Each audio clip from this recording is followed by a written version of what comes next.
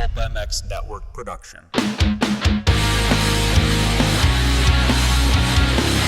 Bringing you a cheeky Brit and an American YouTube racing sensation weekly. It's the LVK More Than Moto podcast with your hosts, Lewis Phillips and Kellen Brauer. Welcome back, everyone, to another Leatt LVK More Than Moto podcast. I am Kellen Brauer, joined by Lewis Phillips, and 4 races of Monster Energy Supercross have come and gone. We're into February already. Where does the time go? It's insane how quickly it passes us by, but we have had a fantastic race from Houston just come and gone with a Triple Crown format that provided the goods in the 450 class and maybe provided nothing in the 250 class, but we'll get into both of those dynamics and more. And, of course, joining me from being on the sidelines all weekend and watching the race in Houston, I was not there this weekend, but Lou got all the scoops, all the insights. How was it, Big Lou? Hi, Kellen. It's great to see you. It's good. Good weekend. Good show today. Can't complain. It was round 4 of Supercross. We dropped the gate. We had a winner. We're on to Glendale. Okay, so we'll get into more of the vibe, but is it just the cold weather that's got you feeling a little bit gloom today? Because it was cold in Houston, right? It was freezing in Houston, although not that bad by the end of the day. The worst was walking into the track. That was ridiculous. Mainly the wind. It was just wind influenced. I like Houston. Who knew? It's actually quite a lot. There's a Nando's in Houston, which I didn't even know. I had to be informed that there was a Nando's 10 minutes from the stadium. It ended up being a shit Nando's. So, you know, it just can't catch a break, to be honest.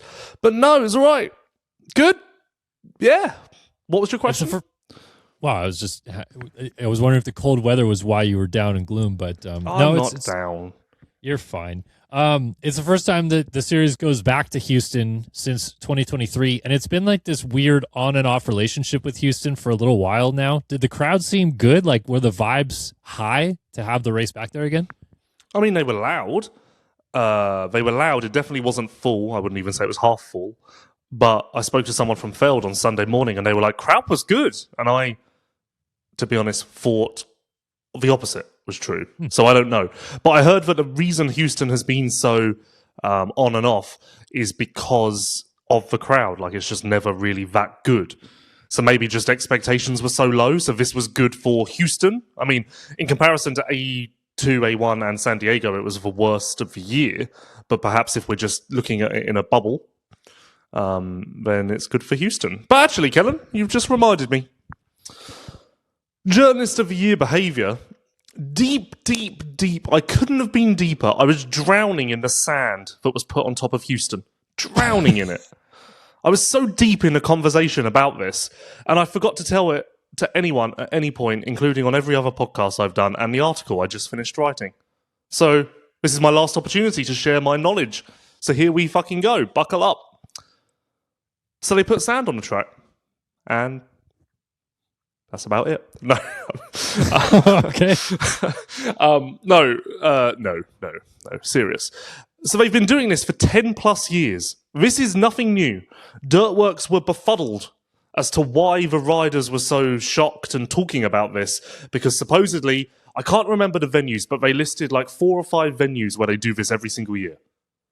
Because apparently the way the dirt is in Houston, it's so tacky that the way it was described to me, if you lift it up with a bucket, it's like a slice of pizza.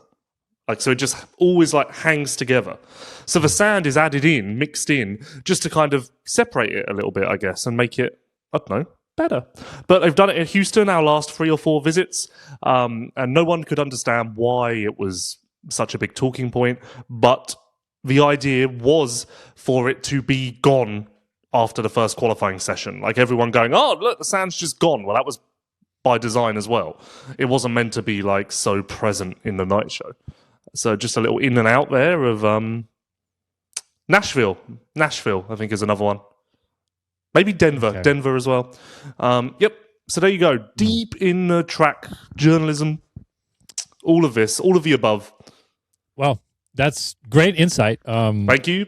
I feel like I disagree, but I'm not going to go against their word because Kellen, you weren't there talking to the men who put it on them themselves. I will say this: I walked on the track like one of the first people there, Houston 2023, because I got there way too early and I don't remember sand. And then Denver, I've never ever seen sand. No, Like I can remember looking at Denver and going, it looks weird. Like, why does it look like that? Looks like shiny. Maybe the shiniest dirt we've ever seen. Believe me, Well, we're it's looking as into hard it. packed as can be. But I mean, I believe them because it's, as they say, or I've read somewhere, maybe you would put this out, that basically their point is the dirt, as you said, has such a weird composition about it that they need some sort of thing to break it up. And so to keep it fresher throughout the entire program, they use this as a catalyst for that, if you will, to make I'd sure imagine that there's a lot of talk about how broken down it got in the turns. I would imagine this is why. Yeah. I mean, the turns otherwise, I think, would be, I don't know, borderline Glendale-ish. Like we see Arlington sometimes also get really hard pack in the corners. And then the whoops too, which the whoops I thought were some of the slickest hard pack looking whoops I've ever seen for a Texas race, aside from like late 90s Irving Stadium, Texas, races. So no, I mean, Yeah. Houston and Arlington's always been rock solid. Arlington, No, dude, 2014 Arlington was like a bloody parking lot. Okay, yeah, I can get about that. But lately, Arlington, everyone says the dirt in Arlington's been fantastic. It holds up well. The whoops have been tacky, so I don't know. Maybe that is part of their sand thing that they're doing. Maybe that happens in Arlington too. But I felt like they looked really slick in Houston. If you can figure out why I was talking to Dirtworks early on Friday morning, then leave a comment below. Well, you did just mention on your post-race interviews with Anstey that something is maybe going on in Birmingham now with this life swap with Chase. No one wants to hear about that until the end of the show. No one cares. Okay, well, I'm just wondering if that's part of why you were talking to Dirtworks so early. No. I don't know. Anyway, yes, I think that the racing was fantastic. Triple Crown format. Before we get into our topics, Triple Crown format, we're in year 8 of this now, I think. Yay, nay? Do you like the amount of them that we're doing? Well, I've already had shit from another podcast. I don't know if I love it. I don't know if I love Triple Crowns. I like the fact that the 30-second ball goes up for the main event, and I'm sat there going, if X rider fucks this startup, they are fucked. So I lose some of the jeopardy, some of the tension from a Triple Crown, because it's like, oh, Chase almost hit the gate. Oh, well, I mean, he had 2 other starts. Prado blew the final start. Well, we had 2 whole shots. It just takes some of the edge out of it, in my opinion. Yes, we get more racing, but it almost feels like too much. No, too much. I'm going to get a lot. I can see the YouTube comments now. If you were a true fan, you'd want all of the racing. That's not what I mean. What I mean is, like, we have so much of the top guys on track that I feel like it almost devalues having the top guys on track. I somewhat like the fact that you can compare lap times from heat races and go, oh, when Chase and Eli get together, it's, I wonder what's going to happen, because Eli had the faster time there. But, I like that. It builds tension. Whereas the Triple Crown, and the results change so much. I'm now just ranting, but the results change so much throughout the night. It's like, Hunter's winning. Roxon's winning. Prado's winning. Webb won. It's kind of like, it feels like we've almost spun a roulette wheel. And we just got, Webb won. Congrats to Webb. Okay, well, this is going to lead us into our first topic, and I will say, in just response to I'm not mad. the one thing I will agree with you in that regard is I don't feel like, and fans may disagree, I don't feel like I have in my memory a single Triple Crown race where I look back and I go, man, bang, there are great races in every Triple Crown, but the classic races, the ones we all remember, are the ones that go 20 minutes plus a lap, go the distance, battles to the end.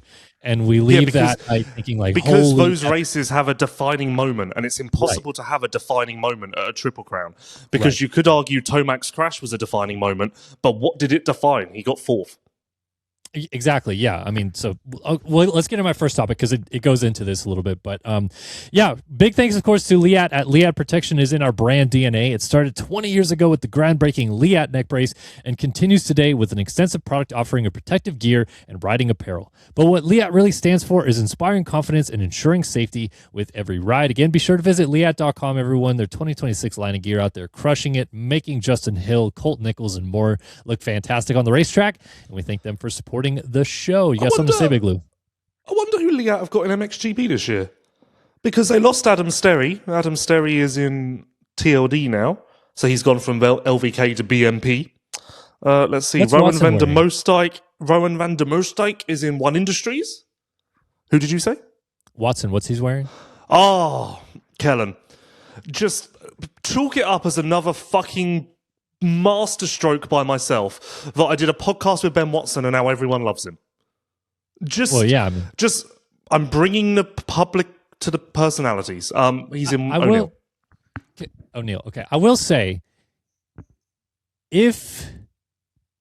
are you going to more GPs this year? I thought you were. No one knows. Yeah, maybe. Okay. No one knows. If you can go to more GPs soon, I think you'll get a lot more American fans to be interested in GPs if you do your like interviews that you do post race, but with only like 3 or 4 GP guys. Like you get long form with Hurlings or something like after the races.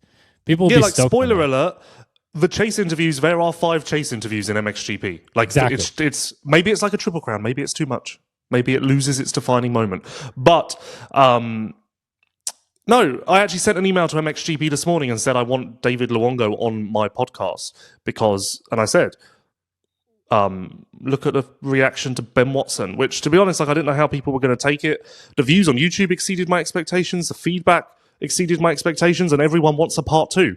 When I would argue that all the people that wanted a part 2 didn't realize they wanted a part 1. Well, probably because there's probably a lot of people that watch that podcast that, not to be like a dick about it, but they probably didn't know who Ben Watson was. No, but and also though, like proof what I've said about MXGP riders, he low key said some stuff that was very interesting and very like not controversial, but he revealed a lot, and I think that kind of went along with my sentiment that for the most part MXGP riders are more revealing than the Americans, and I think that was proof of fact. But from memory, Sterry and Moostijk were Leatt's leading men in MXGP last year, and they're both defected. So I don't know who they've got, because they haven't got F&H, of course.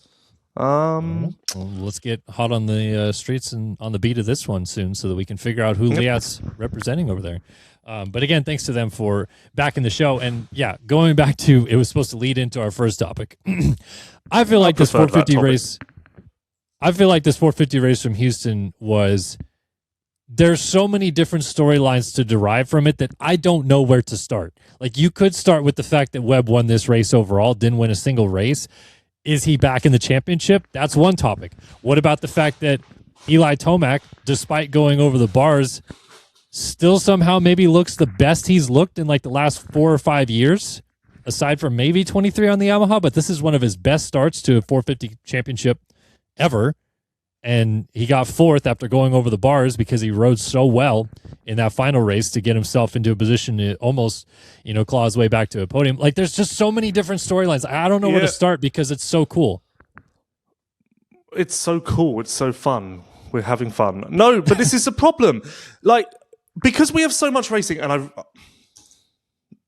I realize I'm very negative, not having a great day, and now LVK is paying the price. There is so much going on at a Triple Crown that you can find a lead story positive with every single rider. Because Chase had a terrible night. First main was good though, wasn't it?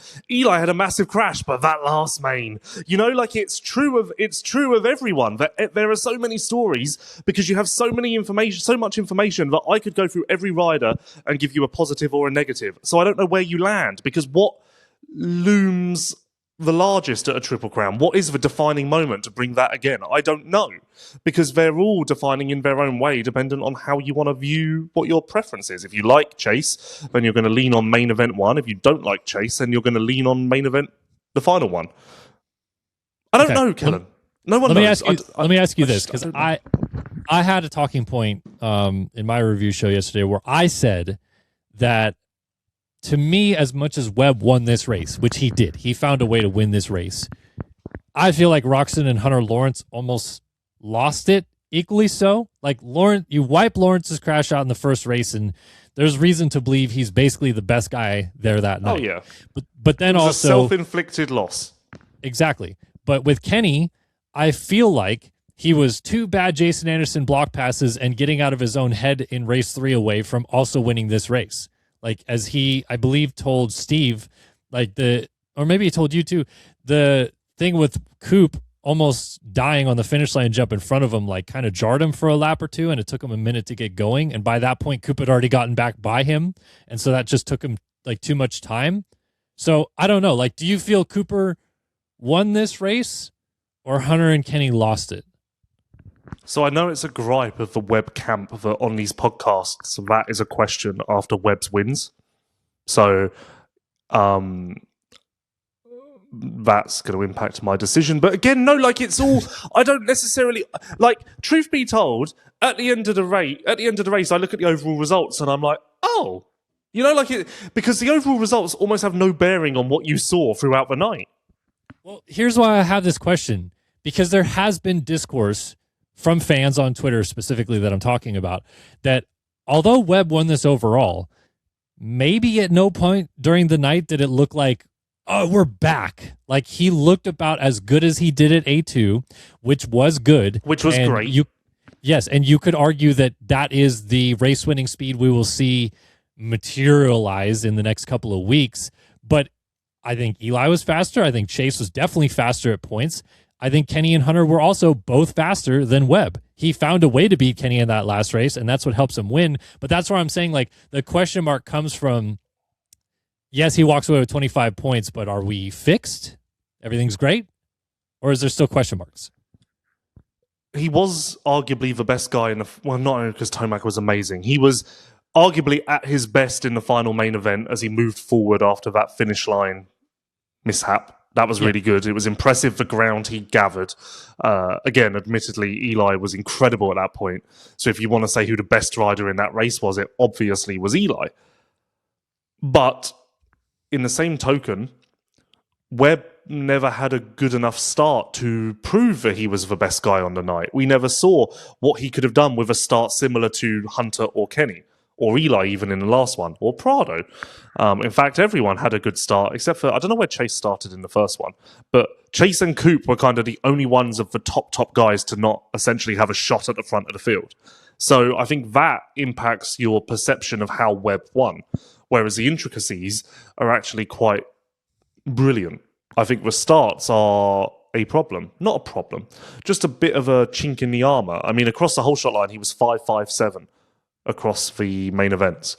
Of course, the final main event, he was further back than that by the end of lap 1 because he missed a finish jump. But to be 5.57 is good. I mean, maybe it's floating just off of good. It's fine. Better it's than definitely it's not been. terrible. It's improved. Well, Kellen, let me give you, I've got all of his first lap positions written down here. 4.7, 12, 5.57. So actually, I'd argue it's about the mean. He doesn't want to hear it, though. Did you listen to my press day interview? Yes. Yeah. Well, not very unhappy. I think it was a yes, joke, because you came at him with a bunch of statistics about his starts. Really and then proud of myself. He basically fired back, right with why his starts didn't work out at San Diego and A2, right? So, and then he ended the like, well, there interview goes by all my saying, research. He ended the interview by saying, well, let's see if we can get a whole shot tomorrow and prove Lewis wrong. And here I am. Okay. But no, so I think starts maybe are a bit of a mask, they defer a little bit as to how good Coop was. But I think that if you really knuckle down, I mean, that track as well, there wasn't necessarily ways to make up time without mistakes. So track position was everything. I mean, look at Kenny in main event 1. Look how long Prado led in main event 2. Okay, Eli's a bit of a exception. Yeah. Although you could argue not, because he still made use of his track position in the final main event. So yeah, I don't know. Bit of a weird one, but I definitely don't take anything away from Coop at all. Coop's back. Okay. In fact, I would argue he was back at Anaheim too. And for that reason, his Houston win is not a surprise at all. Yeah, I am of the opinion that he is fully back in this championship fight. He's 17 down. You interviewed him after A2 and you had asked him something to the effect of like, did you actually say you're out of this title fight? And then he backtracked and said like, I didn't know I was still only 24 down or something like that. But he gained 7 on Eli. We know he's going to get better as the series goes east and the tracks get broken down, and he's fantastic at these types of racetracks. So he's going to start winning races on a more consistent basis. But I will also say, if you listen to the review pod with JT, Weege, and Steve, I believe it was JT had the point that like Eli and the window he's in and the way that he looked this weekend, everybody should be scared because he hasn't looked this comfortable this early in a while, and especially on a bike that we didn't expect him to feel or look this comfortable this early either. So are you there? Like, are we to the point where Eli leading this championship through 4 rounds is something that we should really be talking about more so as like, hey, everyone else pay attention? Yeah, of course. Eli's been the best rider. Of course. I don't know if I'm like already in the position of, oh my God, he's going to run away with this thing. To be honest, like everyone wants to play the championship percentage game after each week. And I love that normally as well. But for some reason, the way 2026 has started, I almost feel like there are still too many unanswered questions to engage in that yet. In a way, I still feel like we're in like a holding pattern and the tension hasn't broke yet. And we haven't really seen, because point proven, we still haven't seen Coop start with Eli. We still haven't seen Chase start with Eli. Like the top guys, Hunter's now in there, of course, but Eli, Coop and Chase have kind of avoided each other at all costs, which I think is what contributes to my feeling of skepticism. Not skepticism, because I'm not skeptical of Eli's position. Eli is great. The bike's great. He's clearly got a massive window to work with. Starts maybe were a little bit of a concern in Houston, considering they've been so great prior, although maybe he debunked that fear with the final main event start. But no, I think Eli is the favourite right now, of course. He's going to win. I mean, I bet he would win in Glendale. He loves Glendale. The KTM typically works really well on that slick, hard-packed dirt. So I would bet a lot of money that Eli wins Glendale. And in the same token, I would bet a lot of money that Coop probably has a so-so weekend because he's never that good at Glendale. But with both of those facts in mind, I wouldn't overreact to either occurrence because it's almost expected. Well, that's what I was going to go is with Glendale specifically. Yes, I agree. Like Eli should win this race. Even with like a so-so start, I think he's going to be better than everyone else. He literally spent a lot of the offseason testing about 30 miles away from this stadium. So I think he'll probably be even more comfortable than anybody else with this dirt. He's switched away from the scoop tire. That seems to have worked a lot with these types of conditions. So yeah, I fully agree that Eli will be great this weekend. But with Webb, as you mentioned, Glendale not always been his strong suit. However, last year, kind of not the same story. It was a Triple Crown. He sprinted and looked a little bit better, but maybe they figured it out. Maybe he is actually going to be better this weekend than we give him credit for. I'm confused where you get that from Houston. No, I'm saying Webb last year at Glendale won the first race of the Triple Crown, got on the box overall, looked better than we've ever seen him. Sorry, I thought you were talking about Houston's Triple Crown. I got my Triple Crowns confused. Yeah. Yeah. Okay. Yeah, fair. I mean, equally, Eli wasn't exactly lights out in Glendale last year, was he? Right. But I'd argue he's much happier this time around. But then again, you've done it, Kellen. You've just proven my point. Thank you. If it's a Triple Crown, you can pull a positive from anywhere. That was one good start. That was one good main. Like you've just proven the point. You can cherry pick data to get whatever you want. Okay, so then let's do this. The final thing of this topic. Leaving Houston, what's the one thing that stuck the most in your head? Like what you walked away and you thought, oh, Eli is amazing. Hunter is going to start winning these races soon. Chase had a weirdo night, but he's going to figure it out. Webb's in this championship. Like, what's the one answer to all of this right now? What was my biggest takeaway? Yep. I wonder why Chase's starts are so bad. That was my biggest takeaway. No, because genuinely, since he got on Macau, he's not had a good start. Anaheim 2 was a good start. Did you see what happened in race 2? Yeah, it was the final one, wasn't it? I think it was race 2. What, where he almost hit the gate? Yeah. Whatever. But, like, again, Anaheim 2 was a good start, but it was actually a bad start, and he made good use of his gate pick and snuck around the inside. So I'm officially on the point of, like, what would be the issue there with starts? Because they're really bad. It's not even like Coop's starts are mediocre. So, like, you're kind of like, it's not terrible, but Chase's are terrible. Yeah, I'm interested then because Prado could start on that bike even though he hated it. Anderson's starts weren't bad last year. But on the flip side, Garrett's starts are maybe worse than he had on the Club 450 so far. And Chase isn't looking very positive either. So is this a bike issue or is it more Chase just not figuring something out? Has Chase ever been a great starter? Oh, yeah, of course. A great starter. On the Honda? Honda? No, that's true. Yeah. That's true. So, yeah, I don't know about the KTM. It was kind of hit and miss, but the Honda, he was often starting out front or near the front. So, I don't know. Maybe it's just a weird downward trend with his career where he's losing confidence in the start every year, and that's affecting it. Wow. I don't know. There's a newspaper headline if I've ever heard one. I'm asking questions. No, it's just, they are diabolical. There's no reason for his starts to be this bad. I mean, it always seems to be X number of feet out the gate as well. He always seems to be swallowed up almost instantly. So maybe just something with, like, rider triangle technique to start on this bike. Maybe he's not put that much time on starts yet and has to. Yeah, I don't know. Whatever it is, it certainly wasn't fantastic. But, yeah, I'm super keen to see what happens in Glendale this weekend because I feel like the 450 class, as you said, it's almost like everyone's juggling right now and the balls are up in the air and we're going to see where they land soon, but they haven't yet. Yeah, really, what we know is Eli's amazing, Hunter is amazing, and that's about it. And but then I'd also argue, damn, dude, Kenny has been amazing. He's almost Kenny, won 2 or 3 of the 4. Yeah, but then Chase has been amazing. Like, they all have reasons to believe. That's why I think this is so awesome because I feel like I left Houston thinking this genuinely is a 5-rider fight, in my opinion. Yeah, no, without doubt. Yeah, no, without doubt. There just isn't enough context yet to... there isn't enough context yet to judge each rider based on their surroundings. Yeah. All right. Well, Glendale will give us another chapter in the book, and I'm excited to see it. Let me tell you guys about Partzilla, the PRMX rocket race team this year. Cade Clayson, Mitchell Harrison. Jack Chambers down for a little bit right now, but Anthony Bourdon carried the flag this weekend for them quite well. Did all right in Houston, and then we'll see their East Coast competitors soon. Did you go visit Julian this weekend? Yep, I did. Moseyed on over there. They'd just taken delivery of some new electric scooters for the pits. Think you can expect to see Chambers on a 450 come outdoors? Ooh. Okay. Yep.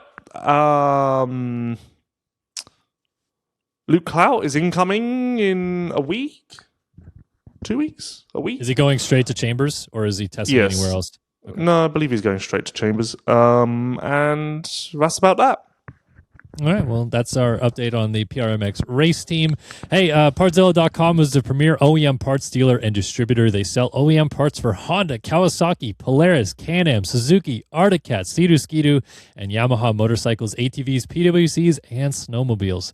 Visit Partzilla.com to see their extensive line of parts and accessories. A lot of cool things always over there, deals and stuff going on that you guys can check out. So, yeah, Partzilla.com, people, check it out. All right, my second topic. We'll go to the 250 class for this, and I think everyone got the sentiment that you can pretty much put a bow tie on this already for Deegs. Like, he's got a massive championship lead. He goes 1-1-1 this weekend. But I will say, one thing that I feel like I've taken away now from the 250 class to start this year is it kind of feels like no one really is wanting it as bad as Deegan.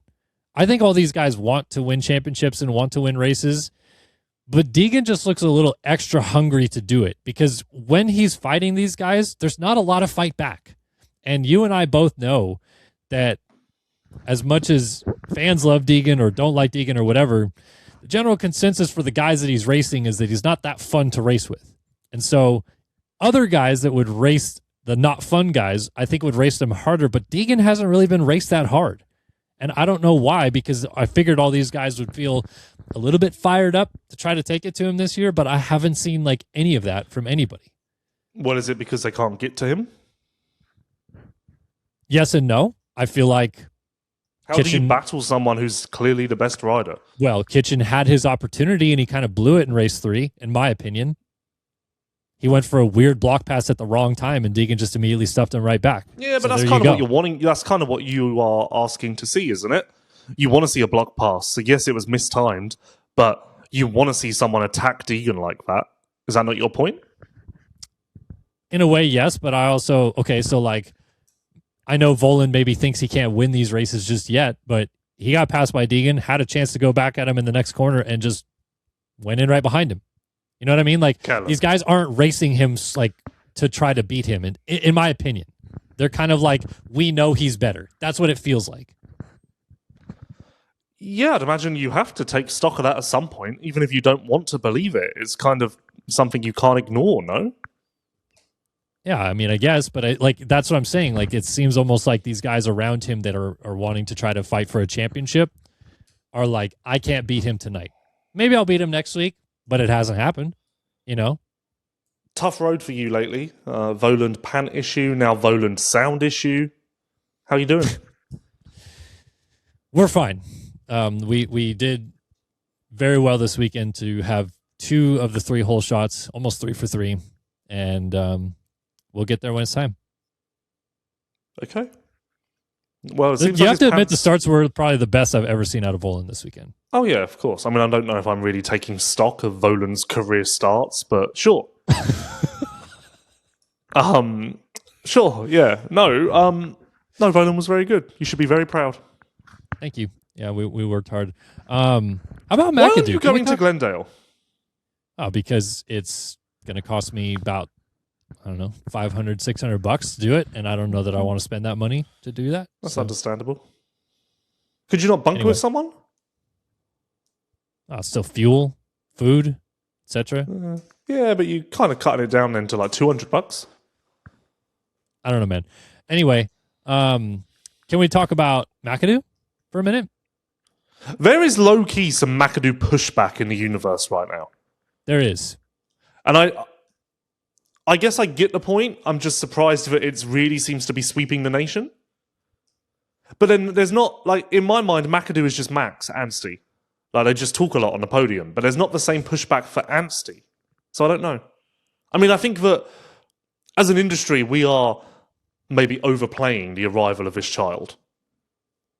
But A little that's bit. about it. Sure. I didn't really want to talk about that, though. I wanted to talk more Oh, about sorry? his Oh, contract okay, stuff. sorry. Anyway, Is that not the look, point? Oh. aside from Anaheim 1, which was he crashed all by himself, that's his mistake, and then Deegan cross-jumped him, and he crashed again and got dead last, he's been pretty solid. Like, you and I both know that Mitch Payton coming into the season and Nick Way were saying championship or bust, basically, for McAdoo. But I feel like he's almost done exactly what I would have hoped for him to do this year, which is just kind of be in the mix and not right over his head, and he's getting podiums and he's running up front. Like, I feel like this is, aside from A1, kind of a W for him so far.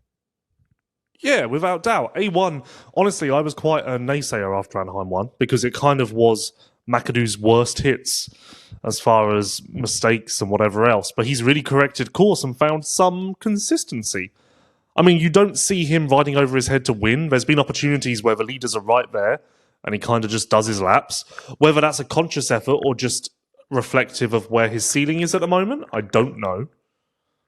But either way, the fact that he's not pushing over his head in either circumstance is kind of what we've all been waiting to see. Not that he's ever really been a guy over his head, but of course we've seen many times where he does flirt with danger. Well, I don't think he rides over his head, but I think that there are moments where things are about to go wrong, and instead of backing down, if you will, he chooses the other complete opposite option of that, and that's where he gets in trouble. And I just don't feel like there's been that. Like, I think he's had a couple like mistakes, aside from the A1 thing. Like, again, we're just talking San Diego through Houston so far, and he has been able to kind of let things be and not get over, the hill with getting ahead of himself and I need to be here and I need to battle this guy and all this stuff like that. He's just taking the results that come to him, and so far that's good enough for 3-4-3 over the last 2 weeks or 3 weeks, It's enough to be re-signed by Mitch, I would think. Yeah, I think so. Yeah, without doubt. I know there are other teams in the pits that have already inquired about his services. So I think he's maybe already done enough to silence some of the questions.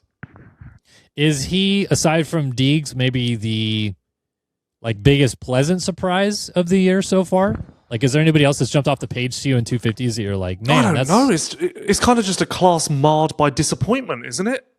Yeah, but is there anyone who's really... I mean, Yoda, Voland, is there really anyone who's like, oh my God, what a cool story, and wow, we hope we dreamt of this, and here we are? I don't know. Yeah. Well, it was Moseman a little bit until this week. What? Yeah. Voland and Yoda would be my picks in that department, but still, they're not doing anything that's so breathtaking that you're like, oh, this is just incredible. They're taking valuable steps rather than valuable leaps per se. So yeah, it's kind of. But to be honest with you, I don't know if the East Coast is going to be that much more exciting. Oh, because I disagree, dude. It's going to be great. I don't think the East Coast has got the personalities or the narratives to drive interest. What, the racing's going to be better? Yeah, there's not going to be as much personality or drama with Deegan not being there. Yeah, and therefore I don't know if the fans will be as engaged, I guess is my point. I think the core fans will be more engaged, to be honest. I feel like there's this weird crossover point where the real core fans that have been here since the 90s, the 80s, whatever you want to say it, the 250 class is just slowly being detuned until Deegan's gone. He's doing amazing things. It's great. He's winning all these races. He's electric. But everything else is kind of like an afterthought because he's just working these guys now. And everyone's kind of waiting for that next great race, next big thing to happen. And we're past that now in West. So East is going to deliver. I think East is going to give us great races almost every week where we don't know who's going to win. Yeah, fair. I would actually be interested to ask Deegan, and I won't do this because I don't think he would give a good answer. But his point for staying in 250s was because he still felt like he had some room to grow and learn. Seeing as he's now so dominant, I'd be curious to say to him, do you feel like you're done with that now? Are you now done with the 250 class, or are you still feeling like there's more to do? Well, I think his rebuttal to that would basically be well, this is the room that I wanted to, get to. He is now clearly the best 250 rider, where I feel like even after winning the championship last year, there was still a little bit of but Cole Davies was good too. And but Hammaker on his nights was winning races. And you know what I mean? Yeah. I feel like Deegan... No, I'm not arguing that it was pointless him racing in the 250 class. I'm just saying, has he already, at this early point, kind of cleaned up what he wanted to clean up, and he now feels like he's ready, I think so, yeah. I think... you won't get a good answer because he would just say to you, well, I want to win this championship. And it's cool, right. Man. We know he's going to jump on the 450 relatively quickly after the series goes east to start getting ready for outdoors. Is there a chance now with the championship lead as it is that he steps onto the 450 Supercross gate once this season? No, he Jamie Guida of not Vital MX, Moto X Pod, of Moto X Pod. He asked Deegan that on press day, and as I said to him, great question, because for some reason that hadn't crossed my mind, and he was quite adamant that was a no. And then someone else asked him in the scrum the same question, and he was again adamant that that's not happening. Be interesting. Yeah, but things change, I mean, who knows? And you can't really put stock in what Deegan says. Must give credit as well. Was watching the scrum, I forget the gentleman's name, but someone from MXP Mag asked a very good question of Rich Simmons, and it caught my attention, and I was like, oh, that's a good question. So, credit where it's due. I felt like the scrums are better overall this week. This is probably end of the show banter, but were the Feld guys asking you guys to be a little bit more involved? You guys are good on Friday, but obviously you, Steve, everyone else kind of tries to get we went to the pits Saturday. So we went to the pits. They did ask, to your point, but now the KTM are better with post-race interviews, there is more incentive to go to the pits because you can bank on getting Prado and AP and potentially Eli if he's not on the podium. So this was my third successive week of interviewing Prado. Maybe I'm so wrong, now but that there is... I just don't see all the guys that have been going to these races, like the media people, going to all 17. So I feel like we're going to get to a point pretty soon here where... This was a conversation on Friday because we're now doing a team manager scrum on Friday, which was my idea and my idea alone, as you can vouch for, Kellen. Yep, it was. Yep. Steve's trying to take credit for some reason. No one knows why.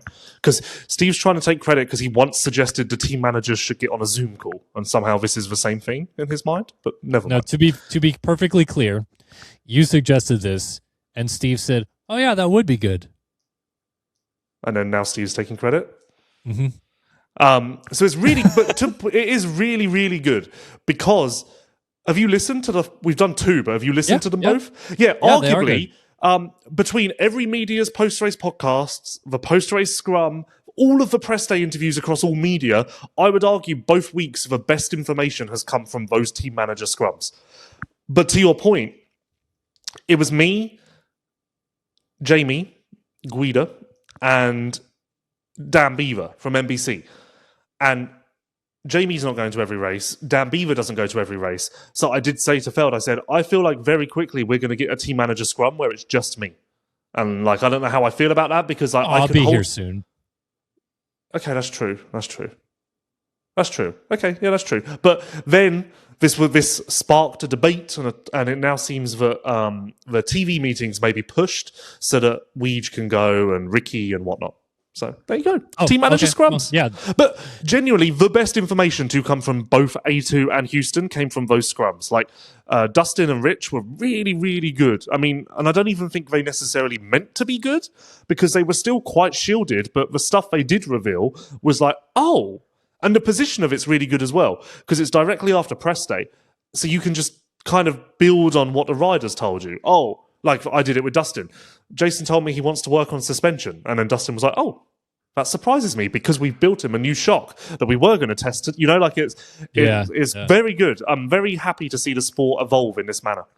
And again, you deserve credit for pitching this idea because really, if you look at the other motorsports that we always compare them to, less so MotoGP, but it's more of like a English barrier, I think, that comes up too often with that. But the team managers in F1 are maybe sometimes more stars of the show than the drivers. And honestly, similarly in NASCAR, I feel like I know more of the NASCAR team owners than I do some drivers because the team owners end up in media stuff all the time as well too. So I think it's a necessary step for our sport. We hear from Lars 99,000 times. We should also hear from, as you said, Rich Simmons, Dustin Pipes, Dan Fahey. Like these guys are giving good information that because they're never put in front of a camera, we never really get. Yeah, no, it's really good. And it also makes press day a little bit more of a complete experience because if you're a fan at home, now, once you've worked through all of the interviews that are published by media, you've now got the scrum to listen to as well. And it's just another little bit extra to complete your weekend experience. Yeah. How about Bradley Taft there for Bar X? Like that, when I saw that as the first one there, I was like, whoa, okay. Like I knew he's working with them, but that's cool that they, had him go up there for that. So there's a story behind that I'll tell you after. All right, cool. All right, that's our second topic done. Let's move to our third topic. Before we do, let me tell you guys about Alpinestars and the Tech Air MX protective system. Man, it's been really cool to see all the feedback that people have been giving, specifically since the Barcia crash, but I feel like I'm just hearing more and more people being interested in trying it, trying to get it for themselves. I know that there's still a little bit of trouble with people trying to get the canisters for refilling it sometimes for public use, but other than that, I think the general public is buying into this thing, and that's really cool to see. In case you don't know what it is just yet, it is a sophisticated activated airbag system used for crashing, obviously, when you're dealing with ruts, berms, jumps, and whoops, and deploys instantly when it matters most. It's a fully autonomous airbag built into a compact chest protector offering CE Level 1 protection on the chest and back, and when deployed, 4 times the back protection of passive armor alone. When you see that, it's a claim they make, 4 times the back protection. And Justin Barcia's 27G impact into the ground. Could you imagine that without that? Man, 4 times the damage there, potentially? Like that's crazy. Yeah, and equally important is the fact that I arrived home from Houston to a package from Alpinestars with a gaggle of hoodies and sweaters and t-shirts, and that's also cool. And Yeah. we're blessed with that as well. We And are. actually, all of the clothes, this isn't one of them. This is from the previous drop that I got, but I did just unpack this today. All of the stuff that I got from Alpinestars when I got back from Houston is part of their new casual collection, which you can get on Alpinestars website as well. And it's I made a very hefty order because I like a lot of it. The sweaters are really nice, really like that. Got a nice khaki hoodie in there, which I found out I say wrong because it's not khaki, is it? It's khaki. Or is it wrong? Have I corrected? I've heard it say khaki. Whatever I pants. I don't know said, what it everyone is. laughed at me because khaki really suits me. It's my color. I might be Kinda wrong in green. saying this. But do you not feel like casual wear moto lines across the board have just generally gotten way better in like the last 10 years? Yeah. Like you used to get a t-shirt from any company. I'm not talking about Alpinestars specifically, any company. And it would be like the cheapest, worst material for a shirt. And it would not be comfortable to wear. But lately I feel like they're bordering with some of the most comfortable shirts that you can buy. Oh yeah, without doubt. And I have to thank Alpinestars and also One Industries who keep me in stock with casual clothing. If any other brands want to send clothes, I am open. But thank you to Alpinestars and also One Industries for their help. All right. My last topic, and we don't have to spend that much time on talking about this, but I feel like it is an interesting one. I got tweeted this question. I apologize for the gentleman that I forget your name that tweeted this to me, but I think it's an interesting topic. 10 races into his 450 Supercross career. I'm curious, Lewis, what is his ceiling in 450 Supercross? So, credit to Ryan G, who is on Twitter, but he tweeted this. I saw it on Twitter, and I thought it's a fucking great point. His tweet was something along the lines of, some people aren't prepared for the conversation about how good Prado can be in Supercross. And I fully agree. That is, seeing it put like that on Twitter was a very sobering moment because it's very true. Because so far, passing with flying colours, I would argue. And you know what? You could say, I mean, it's not truly relevant, but the races on a gas were just like a fun hobby sort of time. So if you wanted to strike those from the record and simply count this as his first 6 Supercrosses, I'd be good with that because I don't even know if the 2024 races are that pertinent. They're not, but I will say if you look at the 2024 races, dude was beating pretty good guys back then, even for a weird, kind of random one-off thing that he showed up to and wanted to try it, wanted to feel it, no expectations, just wanted to race. And he fit in better than I think most people would have assumed that he would. And I think back to that time, and he left to go back to Europe, and there was still a lot of discourse about he should race 250 Supercross first. Like, if he could, he should. But I feel like he has done nothing but prove that theory wrong to this point. So much so that I am willing to say that Lucas Kunin coming straight to the 450 class is not a terrible idea. Wow. And also, I have to give Prado credit. I think I mentioned it on this podcast once upon a time. But off record, when I asked him last year about 250 Supercross, he said, I was faster than the PC guys at the practice track all winter when I rode, which was 12 days. So why would I race 250s? And now, in hindsight, I'm like, yeah, cool. At the time, I, as well as every other person on planet Earth, doubted him. But yes, he's a confident fucker. And yes, it's tough for some to get on board with what a confident little fucker he is, but it's well placed, and I think we can now see that, and I will never doubt him again, because, again, passing with flying colours, and I think he might win. I am this close, for listeners, I'm holding my fingers very close together, I'm this close to sitting on this podcast and saying he wins a race this year in Supercross, and fuck me, outdoors, who fucking knows, honestly. We may be taking this to another level. It's unbelievable. Yeah, it's going to be kind of a weird perfect storm to have if he stays healthy and looks this good. Jorge at this level, Jet coming back from injury, so a little bit of question marks. He might race a little bit of Supercross too, which is still up in the air. And then Deegs in this class as well. plus and Chase. Tomac plus Chase plus like this 450 outdoor championship is about to be insane. But just sticking with the supercross topic. And Gio.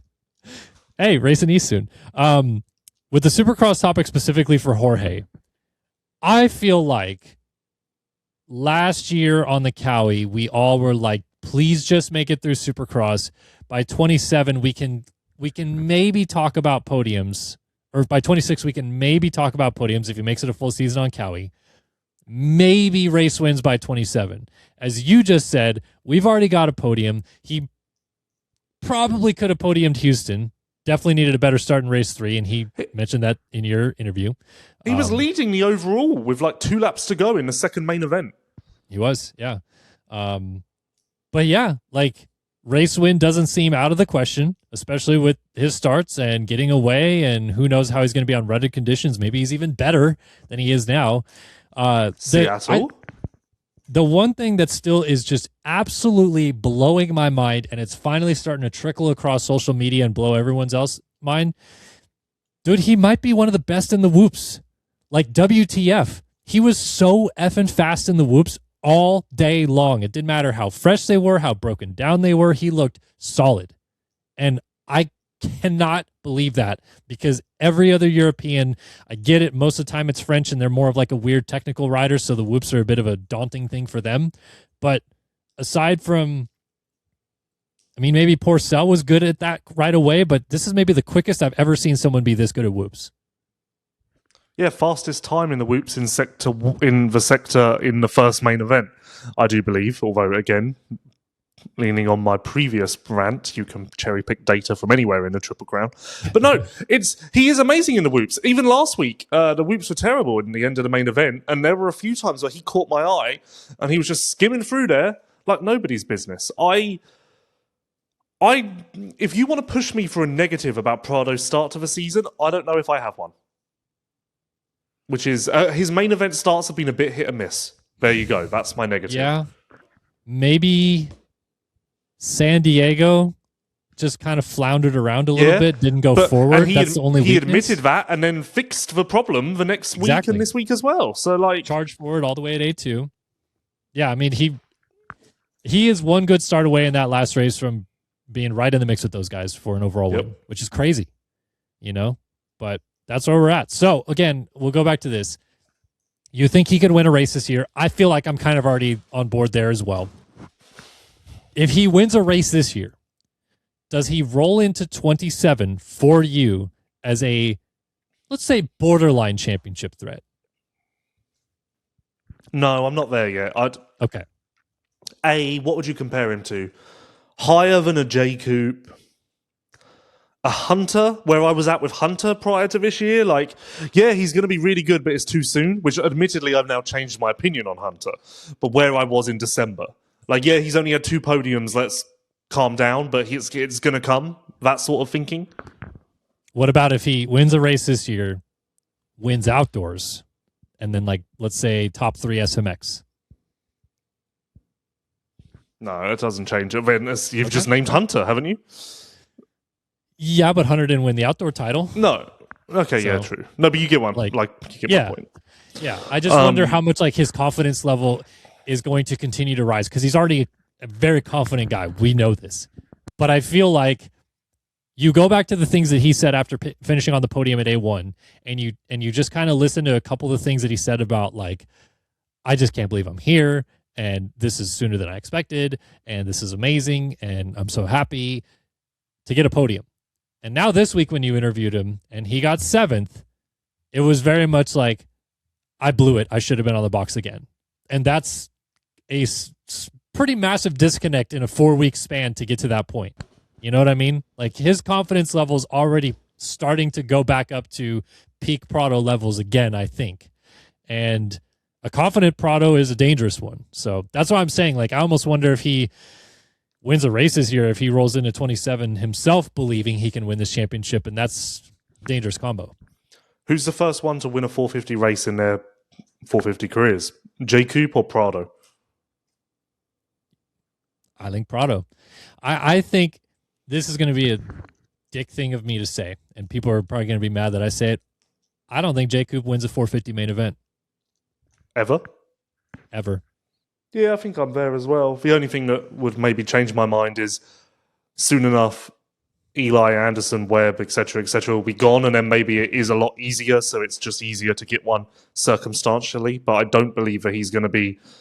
Oh, Jacob was just on fire! Wow, what a dominant race! But when those guys are gone, it seems pretty likely that the crossover point of Deegs, Shimoda, Hammaker, Kitchen, etc. will also be here too. So, and Jacob does fit in well with those guys for sure. He battled those guys and was better than them when he was a veteran in that class. But I think their raw speed is something to behold. But yeah, I mean, back to the Prado thing. I mean, it's incredible.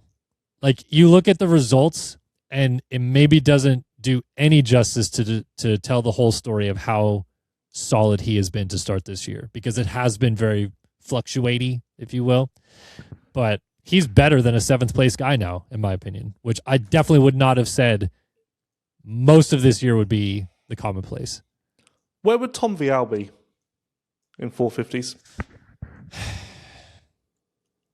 Is Prado kind of like, does that cause us to look positively on Tom Vial? Because you're like, well, if Prado's doing this, Tom Vial could.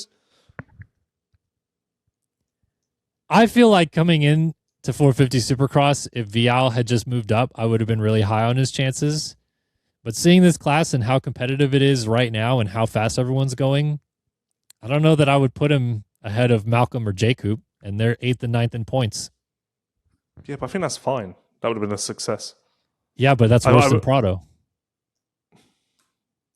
Which no one would have predicted. If you'd asked that question in October, no one would have said that. So there you go. Congrats to KTM, because they have had one heck of a win here. And they've got the bargaining power to keep him on a lower salary for the rest of his career. Because, hey, you need a KTM, so we're just going to shave a couple of hundy off of this. That's true. That's very true. Yeah, I don't think there's zero chance, right, he ends up on any other manufacturer the rest of his career. I don't know. He was trying to go to Yamaha, wasn't he? Like, I wonder if way, dude. So he was trying to go to Yamaha for this year as well when he was looking to get out of his Kawasaki contract. I wonder if now, if you could put Yamaha on a lie detector, if they're like, yeah, we wish we'd made that happen or figured it out. I mean, of course, riders under contract and bikes, it probably wasn't even possible. But from what I was told, they kind of shut it down instantly. So I wonder if now they'd be like, yeah, we would have tried a little harder. I don't know, dude. I feel like basically all the Japanese manufacturers right now, and I would assume probably Triumph and Ducati are feeling the same way, which is like, it's not like Kawasaki is the worst brand that ever exists. They're a very proven winning brand, and he went there, and we all saw how that went. So I would be very skeptical if I'm anything other than the brand that he has ridden his entire career, except for 1 year, to take that chance. Yep. Good point. So, anyway, all right, that's my final topic. Should we banter? Do you have any other things we could discuss? I'll be honest, Kellen. I think I'm coming down with something because I feel like I'm going to pass out, which may be reflected in my mood on this show. So let me ask you this as we steer ourselves towards the end here. Who gets to 2 wins first in 450 Supercross? Tomac is already there, of course. It doesn't have to be Webb or Chase. Like, it can be someone who's currently on 0. Good question, I think. Let us know yours in the comments below. I think Webb will. Not this weekend? Seattle? No, I think Eli wins this weekend for his 3rd, and then Webb wins Seattle. And then I think Chase wins Arlington to then be the next guy to get to 2. What a rags to riches story if Chase conquers Arlington once more. Yeah. I don't know, but I just so Chase could win Glendale. He's that good, but I don't know how, with the way Eli looks right now, you can say that he's not clear and away the favorite to win Glendale. Oh yeah, of course. And then if you go to Seattle and we expect it to be the Seattle that it's supposed to be, unless Eli gets magically massively comfortable on that KTM in conditions he hasn't raced yet, I don't know how you would say that he'd be great in Seattle. So then Webb would clearly go to my favorite for power rankings to win that race because he's the best in those conditions. So that's how I get that. I mean, we're not pre-Seattle yet, but the fact that the last 2 years, Webb and Chase have gone 1-2 across the finish line by with a second between them in Seattle is bizarre. So I'm interested to see what the next chapter of the Seattle saga looks like. I was going to say the Seattle Plague and then stop myself because I was like, that's definitely not it. Yeah, no. But I should have just settled on that anyway. Yeah, no. What were some of the questions you had for the post-show banter? You said you had something that you wanted to save to the end. Did I? Yeah. Oh, well, I think I was more or less saying like the press conferences, that whole spiel, because it's gotten a little better. But I don't know. We've kind of already gone over that. How about power rankings for media, or the PR? Oh, yes. So this is a big thing. This is taken off. And this week, our PR power rankings are as follows. KTM stormed to the top with an impressive scrum performance despite the cold conditions. Second place is Kawasaki, who still remained present in the cold conditions and maybe didn't have their best day, but still put their best foot forward. Honda has slipped to third. Not much communication from Honda. Dare I say nil in the cold Houston conditions, and therefore they've also dropped to third. So that's KTM from third to first this week on the PR Power Rankings. Kawasaki from first to second, and Honda from second to third. We'll move on to Glendale, where warmer conditions should make PR games a little bit more easier to engage with. Will that massively loom large in the results? We'll find out. Fantastic monologue, and I'm definitely ripping that for TikTok. That'll be great. Just have a graphic on screen of these guys moving around. Yamaha let me take a white monster from the 450 rig, and you can see that this was a sly move just to buy favor in the PR power rankings, but it wasn't enough. Sad. They'll continue to try their best. They'll continue to get better. Let me ask you this then. As you mentioned, KTM has clearly taken a step up with how they try to present the post-race stuff for us to do. Thank you to them. That's great. Does anybody else follow suit? Are they going to be the only ones? Do their own scrum, aren't they now? So Honda are. But is it Hunter every week? Because it's just Hunter right now. Well, yeah, it is now. Yeah. Essentially, Honda are going to do a scrum with all of their riders if they're not on the podium. But since they launched this, Hunter has been on the podium every time, and Chance got injured. So we don't really know how that's going to go. But that won't be one-on-one in the same way that KTM are doing theirs. Which, again, I applaud KTM for having the balls. So their rule is each rider has to do 3 interviews, first come, first served. So, for instance, this week I was number 2 to Jorge and number 3 to Prado. They're the same person. This week I was number 2 to Prado and number 3 to Eli, which is a lovely connection with his race number.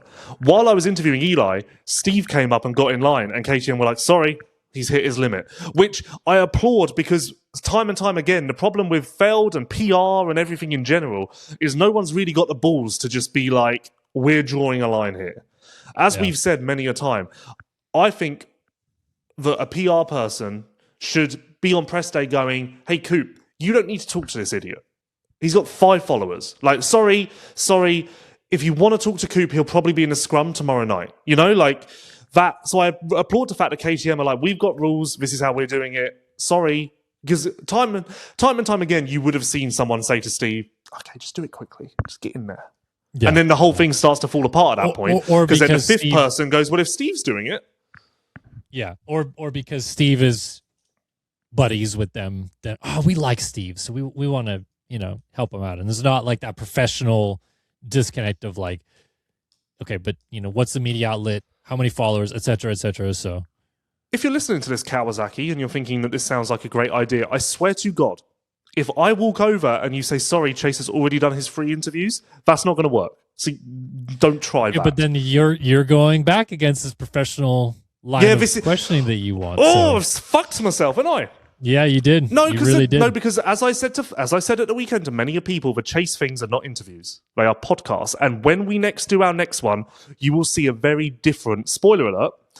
I'm going to have an intro made that I'm going to put into my post-race podcast that basically are like a new show starting, and I will not be introducing the segment with Chase as like, Chase Sexton, tell me about your race.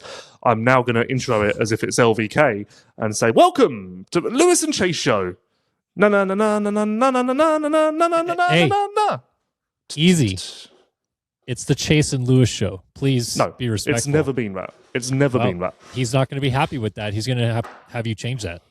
Oh, and also, the people who think that this happens every week, it's never happened every week. I think the most we've ever done is 2 in a row. And to be honest with you, if we do one every week, it's going to get boring.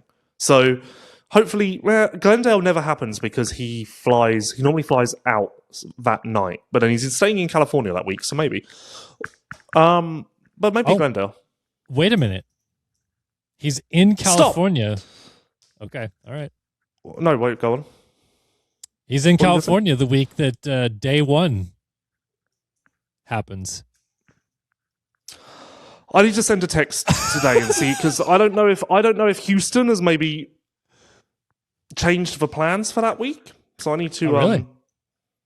I need to send a text today and confirm, because obviously I'm meant to be going to HQ to do assets and things.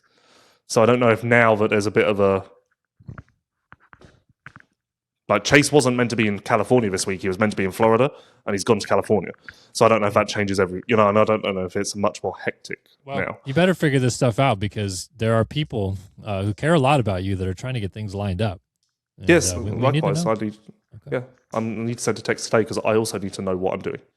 Yeah. Watch the space. Yeah. To use your quote. Can we talk quickly about the Internazionale d'Italia? Yes, this is what I wanted to talk about quickly, because I am dying. It's good, isn't it? And this weekend, Hurlings versus Geyser versus Koonin versus someone else is doing it at Mantova.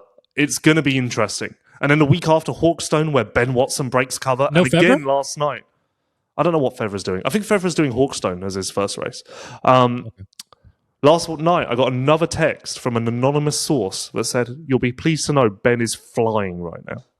And I replied, "I know. I've been told this by 10 plus people, but thank you for reaching out." He'll beat Koonin this weekend, you think? Ben's not racing this weekend. Okay. He's Hawkstone. Yamaha debut for Tim Geyser. Fastest in qualifying goes 2-2, 3-2, something like that? No, 4-2. 4-2. With a crash in the first race. 5-2, I think, actually, in fact. Success? Question mark? Yeah, it's fine. I mean, who cares? It's the International... I don't know, man. I don't know what these guys put in the stock about, like, how much... Okay, he qualifies fastest right away, so we're already fast on the Yamaha? Is that good? I mean, one cares? ultimately, I don't know. Are you expecting Tim to beat Koonin in the sand on a Honda even? I don't know if we're even at that point now. So I'm more talking about quali. Like, the fact that he's already that fast on a Yamaha, should we be like, oh, okay, goddamn? Or just like, who cares? No one cares.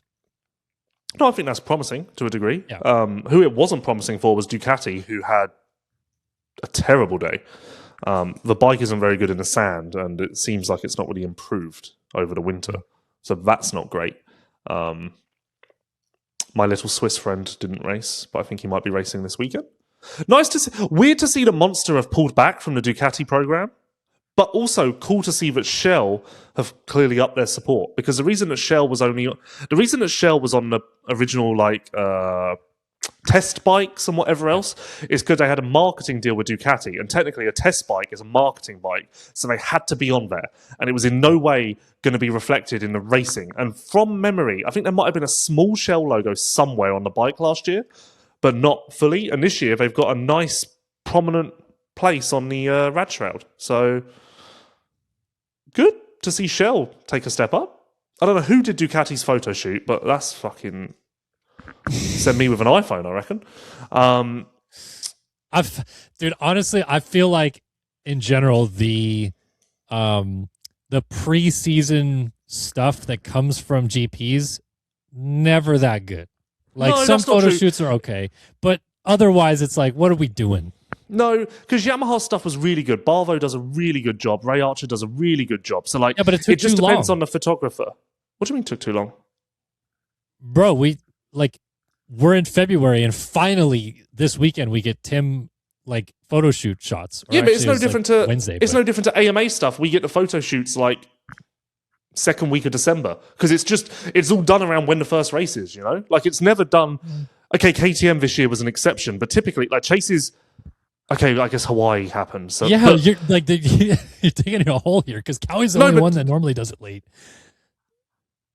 No, my point stands. But like the photo shoot, because like the photo shoot is the team photo shoot ahead of round one. So it's never just Tim. It was never going to be just Tim. And I had to get all the logos and stuff figured out. Also, stay tuned to the MXGP podcast show. This week, Calvin Vlandering coming on to talk about his absolutely fucking brilliant day at Alguero. And we have deep information on all of the changes that have gone on at Yamaha for Tim. Okay. And let's just say that when I said Yamaha was a fucking shit show last year, turns out I was right because it seems that they've made a lot of changes to counter that. In the department of things nobody cares about, how has the reaction been to Lucas Kunin turning into Ryan Dungey? I saw Ryan Dungey commented. Did he? I didn't actually see that. I saw Yeah, that. he commented Blake like the number Dungey- 5s never looked so good. Did you see Blake Dungey say that he thought the 5 was trademarked? No. That would have been a that's joke. though. Ryan's youngest brother, or maybe he's a middle brother. I don't know, but Blake Dungey had a really good verb edit back in the day. he was a When good verb writer. edits were when verb edits were like the shit, the Blake Dungey one was really good. Yeah. Also, like, I don't know, like, if funny is the right word, but it's just interesting seeing like Jade Dungey being unbelievably hyped about Eli Tomac. Like, he's his rider, I get it, but like he's posting like hype reels in his stories and stuff like that, and like, yeah, look at how badass he is, and it's like so funny to see the juxtaposition of how much time heals all wounds or whatever, because the Dungey Tomac rivalry in 17 was heated. So I just think it's more that Jade's Instagram talents have become more and more talked about, and that's spurring him on to do more and make funny. And like, I think it's more of a let me be funny sort of plan. But seriously, why 5 for Kunin? I don't know. Don't ask me. Okay, I don't think Kunin Maybe likes me. Which one? Lucas. They're twins. Probably they probably share emotions. Who have you interviewed more? Neither ever. Ever? Wait, Ever. really? Yep. They were in EMX when I was. Yeah, they were. I was. Yeah, never. No. Sad. Yep. Well, that Yep. then we just discovered where the Lewis GP foothold is starting to squander. Like, this next group behind the Kunins is you're not going to know many of them. Yep. Have you ever interviewed Valerio Lata? Yes. Once. How about Rossi? No. But okay, I will get myself in trouble here. But like, I'm not being funny. If I'm in the GP paddock now, I'm not interviewing those guys. What about the Raceless brothers? Jonas. I spoke to them. Jonas tried to make me interview them, and I said I don't know how to say their names. Like, I can't do this. I said I have to start the interview by. I said I have to start the interview by saying their names so people know who they're listening to, and I don't know how to do that. So sorry, not sorry. All right. So who wins this weekend? Kunin going away? Oh, I don't know, because it's Mantova, Really? isn't it? So it's not sand. Tim's good at Mantova. Tim's now got a race under his belt. I don't think Jeffrey would win, would he? Because like, if Jeffrey wins in his first race against Tim in his second race, that's a massive swing in momentum and talk and whatever else. Vial? Poor Vial. No one's talking about Or Vial. Vial. No one is talking about Vial. He's got to change his number font. That thing looks like shit. I like it. I like Vial. I do like Vial too. Do you think Tim is feeling a little bit sad that I don't think Garibaldi's ever been happier to have someone on his bike in his life than Jeffrey? I don't think I've seen more social posts. I don't think I've seen more smiles. And this was always my defense against Honda PR when they argued that I spoke about Jeffrey more than Tim, which again has really come full circle. Jeffrey, for whatever reason, and I don't know how he quantified this, I don't know what it is, but Jeffrey has something about him where everyone gravitates towards him. Everyone wants to hear about him. Everyone wants to work with him. And this is proving to show itself in the way that Garibaldi is acting. He, in Honestly, a way, reminds me a lot of Verstappen. I get it, they're both Dutch, but very much like there's just that aura around them where they're both supremely talented, can win at the drop of a hat, can win championships, no problem. But even when they're not winning or they're doing something different or whatever, dude, everybody wants to hear from him. It's weird. Yeah, exactly. Like, and also, it's understandable that Garibaldi's so excited because realistically, this is his first ever big signing that's not Tim Geiser. You know? So, like, it's quite exciting for him to just have, like, you know, like, yes, he's gone through different secondary riders, but that's never going to be as exciting, is it? So, like, to be making a change like this for the first time, it is quite a breath of fresh air. Honestly, a dick move of you that you would say Max Anstey wasn't a bigger deal, but, you know, to each their own. Yeah, well, his bike and gear and everything looked terrible. That was an atrocious look. That was honestly the worst look of any terrible. rider ever in the world. It was like a... God, man. Because it was... A black Honda with Pro Grip But was gear. that...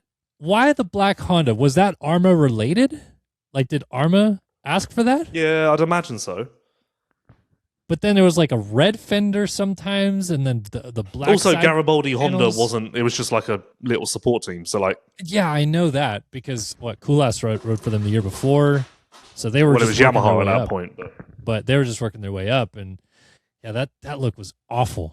I still have this image in terrible. my mind of Anstey throwing a whip over the finish, I think, at Fermo with that, and it just like the worst looking combo I've ever seen. Even the number 6 was just like terrible. Yeah. It's not even. It wasn't even saved by a trick number. Nope, so random. All right, well, that was our GP banter.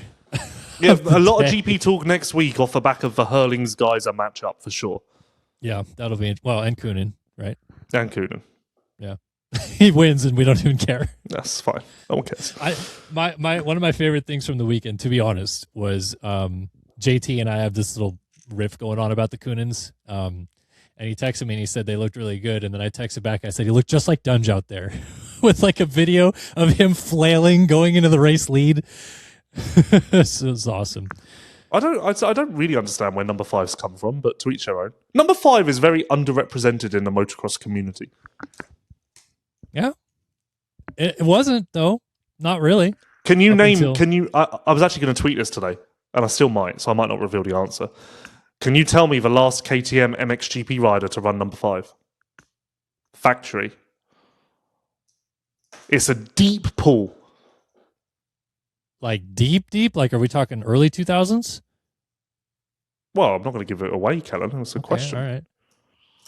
Because I know that there was a time where they were doing like just the number game, and Sean Simpson was like he was number 11, even though he didn't like it.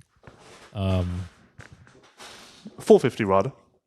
450 rider, number 5. I mean, I don't know. The Diker? Did he Okay. ever run 5? No, I'm going to tweet this then because this will be quite a good game. Although actually, no one fucking cares, do they? I'll just get no replies. Well, you can tweet it and still reveal the Oh. answer on this podcast right now. Could you? Not? It was Mikel Pichon, 2006. He rode for KTM? Yeah, that's why it's a deep pool because who fucking? I don't remember that.